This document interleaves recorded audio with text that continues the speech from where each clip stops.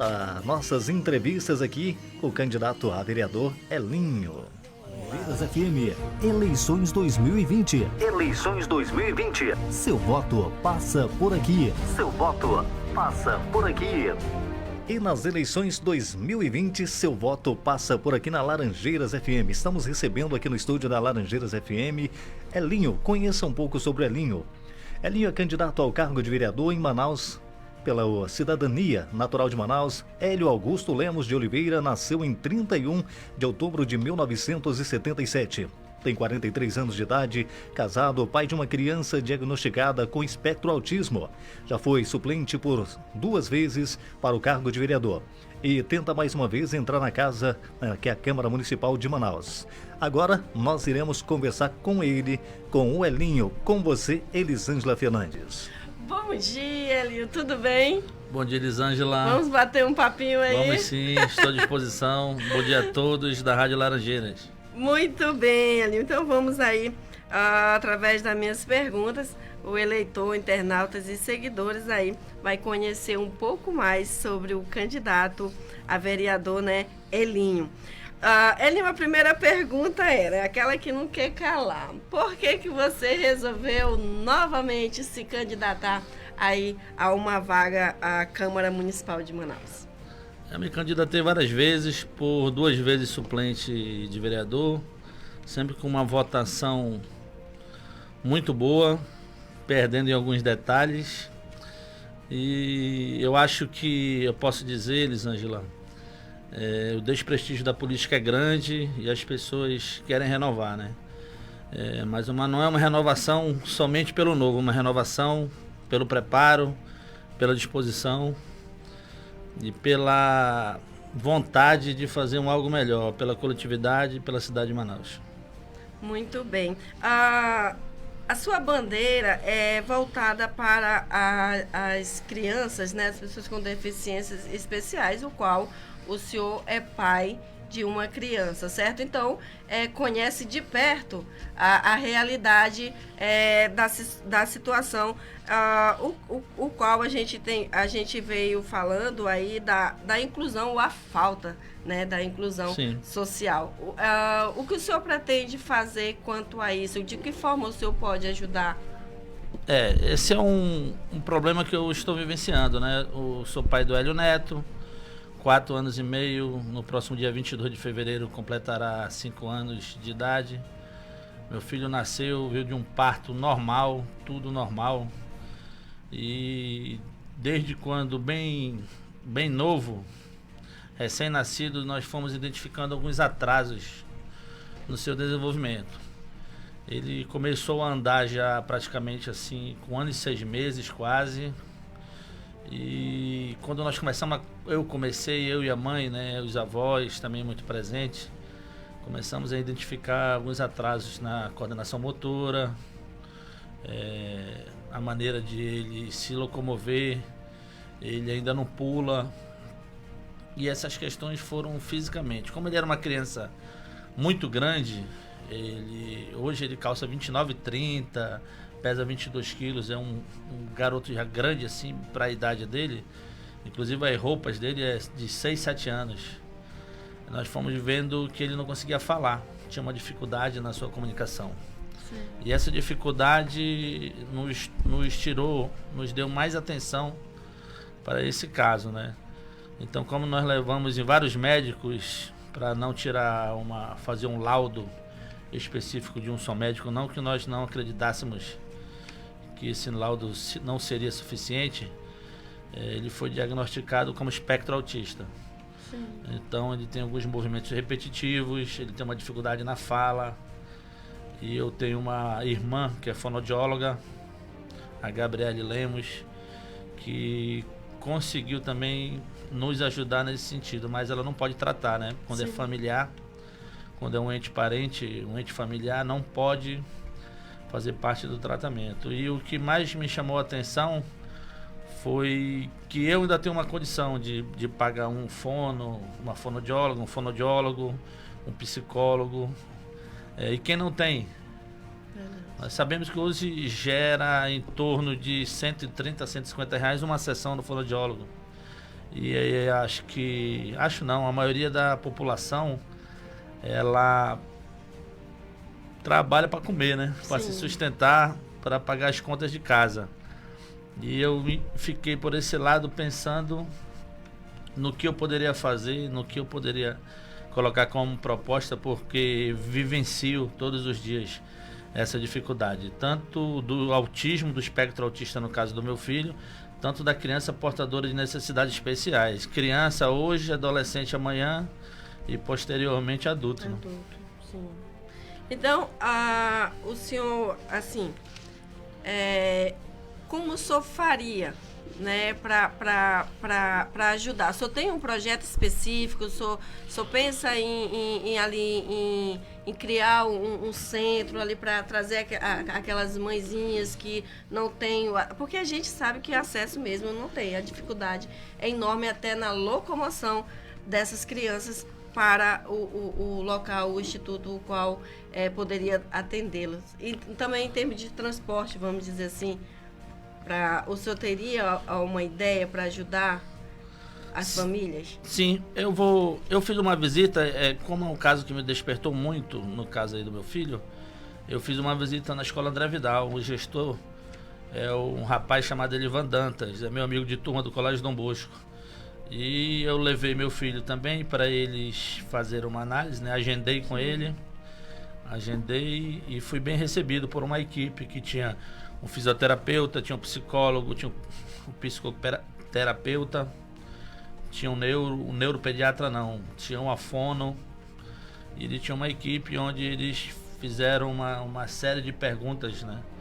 Na presença estava eu e minha esposa, e eles tinham uma equipe lá, e as crianças que têm essa dificuldade, como você falou, de transporte, eram crianças que eram acompanhadas pelos pais que estavam dentro da escola numa sala, esperando que a aula terminasse para eles levarem. Por quê? Porque vai ser difícil. Quando é uma criança grande, como é que você vai carregar um adulto? Uma mulher, às vezes o pai sai para trabalhar e deixa a responsabilidade com a mãe, porque tem que trabalhar pelo seu sustento. E eu vi essa dificuldade. Então, uma das minhas propostas seriam que pelo menos tivesse em cada zona da cidade uma escola no porte mais ou menos equiparado ao André Vidal. Porque o André Vidal ele carrega uma estrutura boa, mas tem inúmeras crianças que não têm oportunidade de estudar ou de locomoção, ou porque agendaram, não tem mais vaga. Toda escola tem um limite de alunos. E eu acho que esse aí é um dos piores, né, maiores gargalos que tem nesse sentido aí da criança portadora de necessidades especiais e do autista. E o programa esportivo, né? O senhor quer criar um programa esportivo para essas crianças especiais? Sim, eu sou faixa preta de jiu-jitsu, né? Há vários anos, eu treino jiu-jitsu desde dos 12, 13 anos, né? Hoje, antes desse período eleitoral, eu tinha retornado aos treinos com mais intensidade. Eu vi também que na escola André Vidal tem um jiu-jitsu adaptado. Então, muito interessante. Não é que as crianças vão assim lutar, mas só pelo fato de você colocar o kimono, interagir, socializar entre eles, já é um avanço que a criança pode ter. No caso do meu filho, se tiver um bocado de criança brincando ao redor dele, ele não brinca. Ele fica mexendo no celular ou ele observa as crianças. Sim. Porque primeiro ele tem essa deficiência para se socializar e ele fica olhando. Depois que ele conhece, isso aí até com os primos dele, ele é assim, só brinca com quem ele conhece, que é um dos sintomas, né, eu posso dizer assim. Sim. Uma das dificuldades que ele tem de interagir. Muito bem. Em relação às casinhas, né, em uma das suas ideias, das suas propostas, reativá-las, né? O senhor vai lutar para que isso aconteça, para que as casinhas venham a funcionar novamente. Isso é de suma importância para os bairros, né? Para as pessoas, os usuários da mesma. Sim, as casinhas, elas não deviam ter chegado onde chegaram, né? É uma dificuldade constante. Eu acho que aí já parte também para o idoso, para o pai, para a mãe, para a pessoa que quer um remédio para diabetes. Sim. um remédio para controlar a pressão, problema de hipertensão. Então, acho que esse atendimento básico, as casinhas, foi quando aconteceram, a saúde ficou próxima da comunidade, né? Então, nós temos ainda os postos de saúde que acontecem, né? Mas acho que se reativassem as casinhas, nós colocássemos os profissionais e pelo menos a prevenção e remédios básicos, sim, nós ajudaremos muito a população. E o senhor fala de gabinete popular, né? O que, sim, seria esse gabinete popular? Como funcionaria? Eu tenho uma experiência grande, assim, com relação a bairro, né? Sim. Minha família é do bairro da Alvorada, eu moro no Conjunto Juricaba, meu irmão morou muito tempo no bairro da Redenção, tenho primos que moram lá na Centro-Oeste, família na Cidade Nova. Eu acho que o gabinete popular, ele seria importante, né? O itinerante, porque às vezes para você fazer um pedido você tem que ir no gabinete e você às vezes não consegue pensar, o rapaz não me recebeu, o vereador veio pedir voto, aqui ele veio, mas eu não consegui chegar até, né? Nós temos aí as redes sociais, né? Sim. É um instrumento de comunicação que pode facilitar esse contato, né? Mas se nós tivermos um gabinete itinerante em alguns lugares, né? A gente tem como diminuir essa distância, né? E melhorar o acesso entre o parlamentar e o povo, né? Às vezes o pedido chega mais próximo e a gente consegue resolver. E às vezes quando a gente não consegue uma informação, a gente não sabe às vezes o que está se passando e o problema vai aumentando até poder resolver, ainda determina o tempo maior. Verdade. Então, resumindo, o seu comprometimento, a sua proposta, né, de campanha é em relação à criança. criança. O senhor tem, assim, nós já falamos, né, o que o senhor gostaria de fazer, mas para a criança, seja ela com deficiência ou não, o senhor teria algum projeto a mais fora para as deficiências, né, crianças com deficiência, aquelas tipo a mãe que tem crianças com deficiência e precisa trabalhar, mas não tem como. E também as pessoas veem como exclui essas crianças, né? Então, assim, o senhor tem um projeto de mudar isso, né? Fazer a diferença trazendo um centro, vamos dizer assim, com pessoas capacitadas para atender essa demanda. É isso? Isso, mas é assim, na minha opinião, tem pessoas que não vão conseguir chegar aos centros, né, de atendimento devido a vários fatores, devido ao transporte, tem gente que não tem dinheiro para pagar uma passagem, então nós teríamos que conseguir um método que nós venhamos pelo menos a aumentar esse atendimento. Eu acho que um dos fatores que nós deveríamos propor seria os mediadores, né? Sim. Porque se tivesse uma mediador, uma cuidadora, mas isso aí seria centenas, seria um custo muito alto, nós conseguiríamos avançar num sentido positivo. Mas eu ainda vejo muitas dificuldades, entendeu? Hoje nenhuma escola, praticamente, as escolas não possuem fonoaudiólogo. Tem psicólogo, mas não tem o fonoaudiólogo. Como é que a criança que não fala, que tem dificuldade para falar, de 5, de 6 anos vai ser alfabetizada? Então, se o fono não detectar, não diagnosticar no início, ele vai ter uma dificuldade muito grande e já vai dar partir da sua base fazer com que ele não consiga alfabetizar e ter um atraso futuro.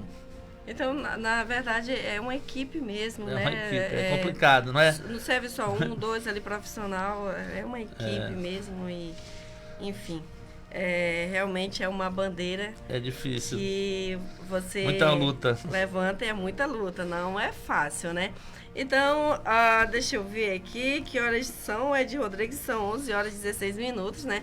A gente está conversando aqui com o candidato a uma vaga, né, na Câmara Municipal de Manaus, o senhor Elinho Oliveira. Seu Elinho, antes das suas considerações, o senhor quer falar mais alguma coisa que eu não lhe perguntei? Tem algum projeto aí que o senhor ainda queira falar para a gente? Ainda dá tempo, pode ficar à vontade. Além de levantarmos essa bandeira do autismo, né, da criança portadora de necessidades especiais, eu queria também que nós trabalhássemos a conscientização dos pais, porque às vezes o pai tem vergonha, a mãe, os tios, então responsável da criança, em falar que o filho é autista. Sim. Ou tem uma deficiência. Às vezes eu estava conversando com meu pai e eu vou usar até que a minha avó falava para ele, minha avó de 87 anos, quando a criança não socializava, que ela ficava quieta naquela época, e eu falo em 40, 50 anos atrás, eles falavam, ele é assim mesmo, é o jeito dele, para não falar o que é. Ele é isso, ele é aquilo, é o jeito dele, e a gente sabe que o autismo ele já é antigo. Sim. Hoje ele tem mais como nós observarmos quando a criança tem uma deficiência ou não, mas isso aí é muito antigo. Então a conscientização acho que é o primeiro passo.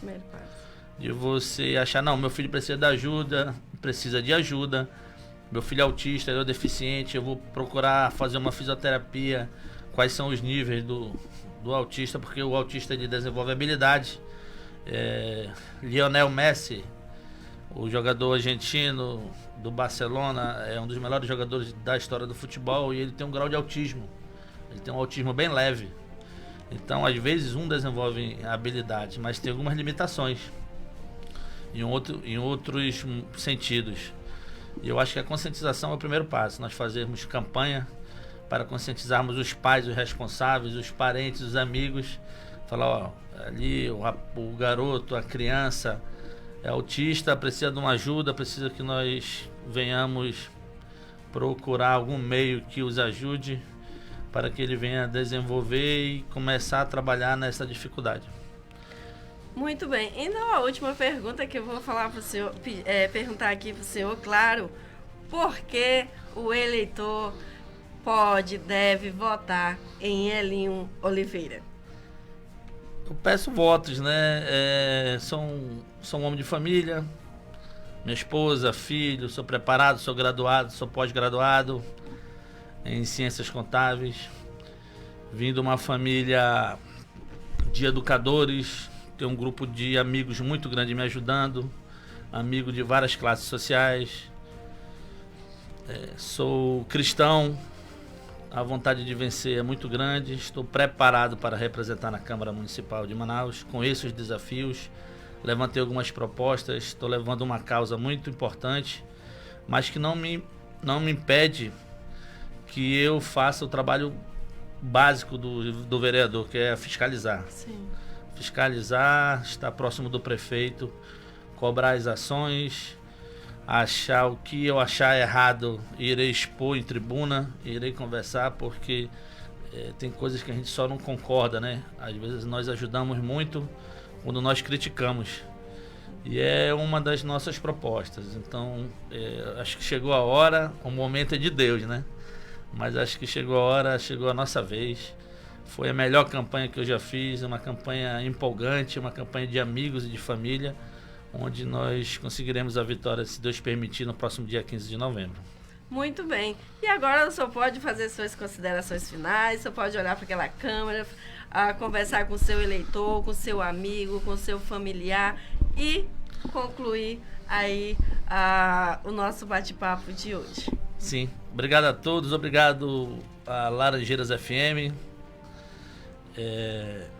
No próximo dia 15, estamos passando por um processo eleitoral muito intenso, onde o número 23789, o meu, Elinho, candidato a vereador, está disputando esse pleito.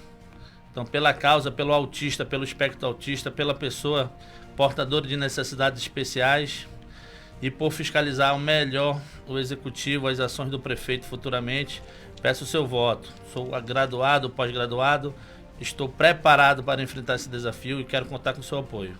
Então no dia 15 de novembro, não esqueça, vote Elinho 23789. Um grande abraço. Muito bem. E é isso, pessoal. Laranjeiras FM, o seu voto passa por aqui. Em nome da Rádio Laranjeiras FM, eu, Ed Rodrigues, agradecemos a sua presença aqui e seus esclarecimentos aí com o nosso eleitor. Muito obrigada. Eu que agradeço. Ed Rodrigues. Laranjeiras FM.